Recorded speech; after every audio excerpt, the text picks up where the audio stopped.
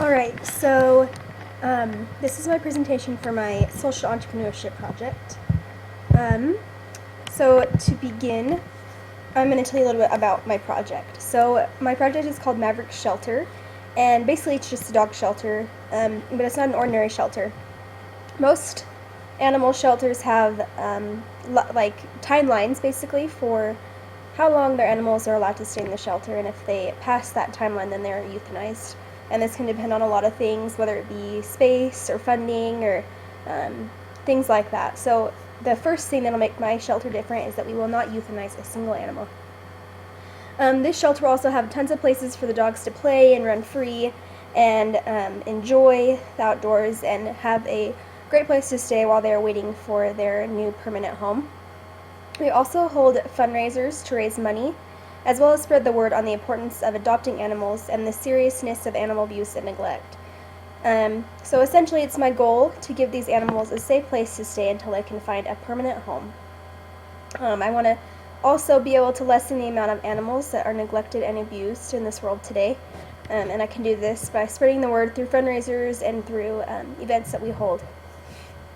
So the reason that I chose this project is because we got a dog from a home where he was no longer wanted, and that's a picture of him, and his name is Maverick, hence the Maverick Shelter. And I never want another dog to have to go through that same situation that Maverick was in, where he was essentially no longer wanted. And unfortunately, this goes on all over the world today, and it is my goal to give every animal a safe and loving home to live in. And hopefully through the shelter I'll be able to do just that. So this project is going to be able to function by relying on family, friends, and volunteers to help out in any way that they can. There are specific tasks that go along with each job, and so here's just a few of them and then the description. So the first one would be the manager, and that's the one that ensures everything is running smoothly. They're also the ones that are kind of in charge of the fundraisers, so if there's any questions that anyone needs to ask, they'll go to them. The volunteer coordinator, they're there to volunteer or to train the new volunteers and be there if they have any questions or concerns, or if they need things filled out to show they're volunteering, just anything that's regarding volunteers. That's what the volunteer coordinator does. And that leads to volunteers. And there are people of all ages who are willing to come help out in the shelter. They will bathe, feed, walk, and play with the dogs, and they will be a large part of how this shelter will function and run, and they are definitely a necessary part for our shelter. And then there's the advertisement coordinator, and they're in charge of all the advertising as well as the website, and I'm going to talk about the website in a couple slides, but it's going to be a huge way for us to advertise, and we also are definitely going to focus on social media sites such as Facebook and Instagram and Twitter and all those kinds of things. So that's kind of where our advertisement coordinator will really step in. So then lastly, it's the adoption specialist. Since it's the main goal of our shelter to adopt these animals, this is what this person will be in charge of. They're going to basically just deal with all the adoption tasks, such as showing people dogs, taking pictures of the animals to put on the website, finding dogs to bring to the shelter, and coming up with a bio for each animal for the website. And then all of these will also have, hopefully, volunteers to help them out as well. So as you can see, there's lots of parts that will help make this project function, and it is our goal to work together so we can give these dogs a safe place to be. So the next slide is about where it will be, and it's here in Salt Lake. That's where I'm currently located, and I feel like it's a really great central location in Utah. We have a lot of people in Salt Lake, and it's close to Idaho and close to just other cities, so I think it'll be a really great place. And like I mentioned earlier, I want this to be kind of like an oasis for dogs and a place where they can really enjoy the outdoors. And luckily I found a property that has lots of land for the dogs to run around in. It's in Cottonwood Canyon, which is just up the street from where I live. And there's tons of trails nearby, and so the workers and volunteers are able to take the dogs on walks or let them go wander in the gated area. And then it also has a ton of potential for growth. There's properties that are close, and so this is kind of my favorite part because I would love to be able to expand my shelter eventually and be able to hold more dogs, and then hopefully more animals and all of that. So now the kind of not so fun part is the money, but it's necessary, unfortunately. So first off, we got a $5,000 loan from an investor, and then I had $15,000 of my own money that I'm going to put towards it, and we're going to get a $50,000 business loan from our local bank here. So kind of the budget for the first year is the property will be obviously the biggest part, as well the shelter, and that'll take up $65,000, which is a huge part of our budget. If we were able to pay off the shelter in approximately 5 years, it'll be $1,000 monthly payment, and then also the shelter itself will be built, and it'll be $15,000, and then advertisement in the first year we hope to spend about $1,000 just getting the website up and running, and flyers, handouts, things like that. And then beginning supplies will be around $4,000, and this will just be anything that we are able to get from the donations, as well as activities that the dogs can do outside, just things like that.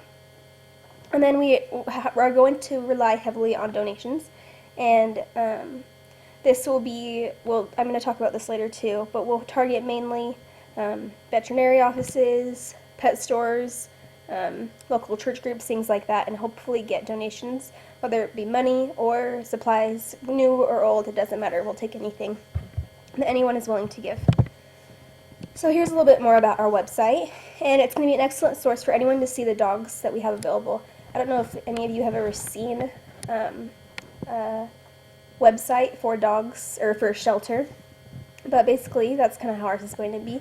And you can click a tab that says available dogs, and you can see pictures of each dog, little bios, age, things like that, and you're able to contact us to see if we still have the dog available, and just see if you can come and look at it.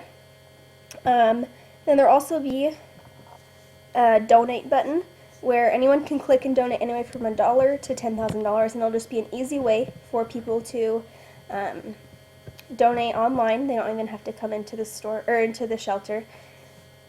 And then our website will also show upcoming events and fundraisers, and then other ways that people can help. We hopefully will have fundraisers going on constantly and events. We hope that this will be, like I said, a great place for dogs to play, and so we hope to have events where people bring their dogs to come play with the other dogs, and have dog walks and fundraisers and things like that. So anyways, that will all be on our website. Then I kind of want to talk about some of our vocabulary words.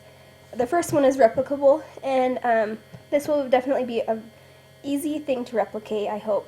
And eventually I would love the shelter to expand. I would love to be able to hold cats, rabbits, llamas, pigs, horses, any animal we can possibly get. And so I hope that I'm able to make a really great plan for people to make their own shelter where they can do the same. And this picture on the left is actually an animal shelter. I don't know how easy it is to see, but it basically is exactly what I want mine to be. They hold all kinds of animals, and they have a huge place for them to run and be free and all of that. And so anyways, this one would be a great example of one that I would love to even replicate myself. And then I want to talk about the sustainability of it. So we plan to target local pet stores, vet offices, and other animals to help keep our dream alive, kind of like how I'd stated before. And almost entirely our shelter will sustain itself on donations of money and supplies that we get from these other sources, apart from the money that we already had. And so without people donating food and treats and toys and all of that, it'll be hard for our shelter to sustain itself. But it is my hope that this doesn't happen. And eventually, once we kind of get settled and started off, I would love to start selling shirts, dog collars, and other things with the Maverick Shelter logo to help raise money and to spread the word about our shelter, so that this can be just an extra source of income for our shelter. So some problems that might occur, and then kind of some solutions that I've come up with. So the first problem would be the lack of donations, which is obviously a huge part, because like I said in the slide previously, that it's going to be a huge part of how we keep our shelter alive. So my solution to this would be have enough money saved in order to sustain ourselves until the shelter really takes off. I know that a lot of times when starting a business, they say to have enough money to keep yourself afloat for the first couple years, just until you really get your feet on the ground. So that would be a huge solution to that problem. So then the next problem would be lack of volunteers. And to save or to make sure that this doesn't happen, we can make sure that there's enough interest before too many dogs join the shelter. So maybe start with the small amount of dogs that just the workers themselves can handle. And then just as we get more volunteers and more people willing to help, then we can get more dogs eventually. And then the last, probably the most important problem would be lack of interest in dogs. So just a huge way to make sure this doesn't happen is stress the need of adoption and to just show how important it is to save these dogs' lives. And in other ways to make sure that the website is really doing its job and make sure that we are advertising enough to show that these dogs are in need of a home. So that is it, and if you have any questions, just comment down below.